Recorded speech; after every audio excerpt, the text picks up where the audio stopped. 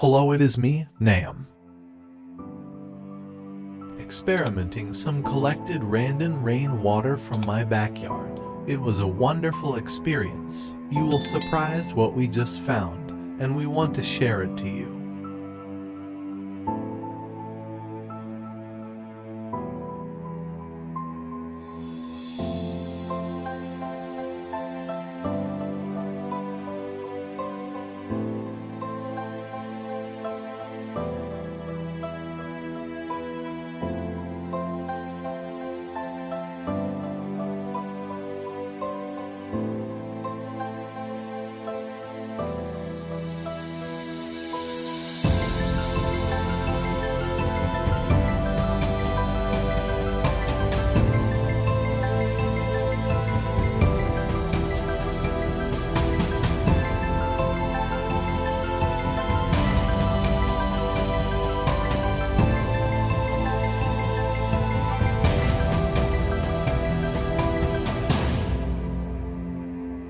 Today we just found an amazing creature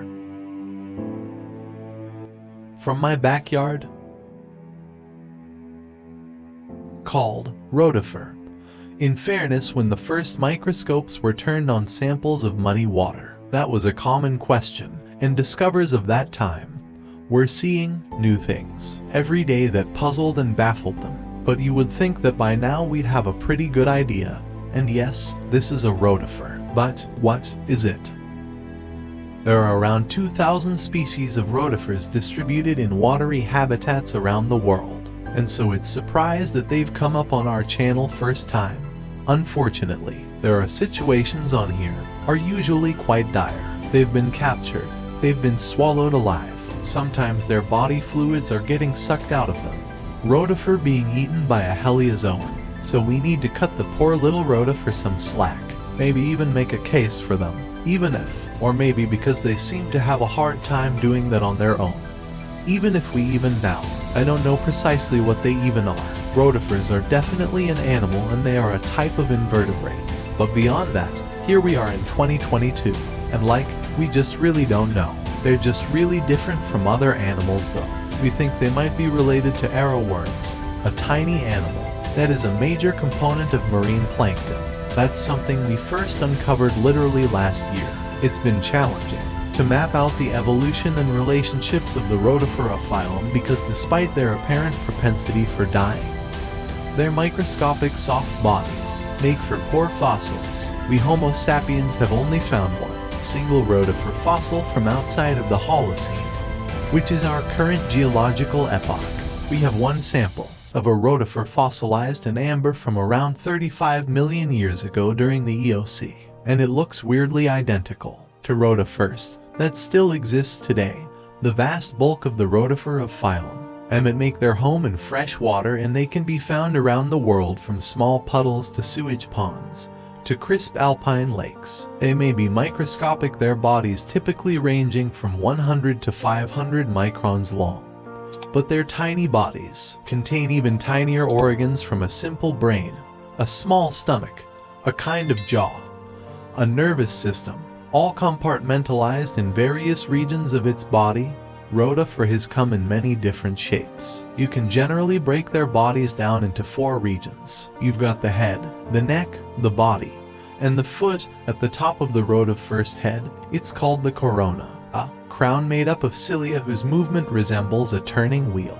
And that is what gives the organism its name. In Latin, rotifer translates to wheelbearer. The corona helps the rotifer eat the beating of the cilia, creating a vortex that draws food like microalgae into the mouth. Then the rotifer, it uses its jaw called the trophy to grind down the food. The hardness of the trophy makes it one of the few parts of rotifers that we can find fossils of. And along with the corona, it is one of the unifying characteristics of rotifers. Some rotifers reproduce strictly through parthenogenesis, a form of asexual reproduction, while others use both asexual and sexual reproduction. Either way, rotifers are telic, which means that from the moment they are born, they will have a fixed number of cells in their bodies for the rest of their life. For most rotifers, that number is around 1,000 cells, and for the rotifer to grow, the cells themselves, which cannot divide, have to get bigger. About a quarter of the cells in a rotifer his body are dedicated to its nervous system, which lets the rotifer process its surroundings and respond accordingly. As you may have noticed, a lot of rotifer species is quite stretchy, extending and contracting as the organism navigates the world. At the end of the rotifer's body, where the foot lies, you might find the glands that secrete a sort of glue that the rotifer can use to attach itself to a surface. Now, some rotifers form colonies, which can be as small as 2 members to some much larger colonies that have more than 1,000. These rotifer gatherings can form through different recruitment methods. Sometimes a colony is already established and a young rotifer comes by and joins, and other colonies are constantly developing and expanding as young rotifers are born into them, getting smaller only as the colony dies or breaks up. And sometimes a bunch of young rotifers decide to just trek out and establish their own colony together. How did they decide to do that? I don't know. They're mysterious for all these different ways. They start rotifers inside a colony, don't seem to share resources, so it's not quite clear what the colony's purpose is. Maybe it helps protect them from predators, or maybe it's something else. Remember, mysterious. Well, rotifers can live in thin films of water found in more earthly environments. Their habitats can change. Moss lichen or soil where rotifers may take up residence because of the dampness is still subject to the daily and seasonal water cycles, and as evaporation dries out their surroundings, many rotifers protect themselves by entering a sort of a resting state called hydrobiosis. We don't have an image of this to show you, but imagine this rotifer shedding water from its body until it's about 30 to 40% of its original weight, and compacted into a little ball appearing from the outside, like nothing more than a tiny grain of silt. But when water comes back to the rotifer, it will switch out of this state and back to an active one. I'm waking up without having aged, like a microscopic sleeping beauty, even though they are microscopic and often ignored by us macro animals, and apparently often bullied and consumed by their single-cell neighbors. Rotifers are charmingly bizarre animals. They are everywhere, minding their own business, living their own lives, and turning themselves into inactive little balls when life gets tough, which makes them, I don't unlike us sometimes. So let's end with a tribute to the rotifer, giving it the dignity of words. Spoken to the Royal Society in the 18th century by Rotifer Observer. Mr. Baker, I call it a water animal because its appearance as a living creature is only in that element. I give it also, for distinction, to sink, the name of Wheeler. Will insect or animal wheel away? Little friend, whatever your lineage, however you came to exist, and will away.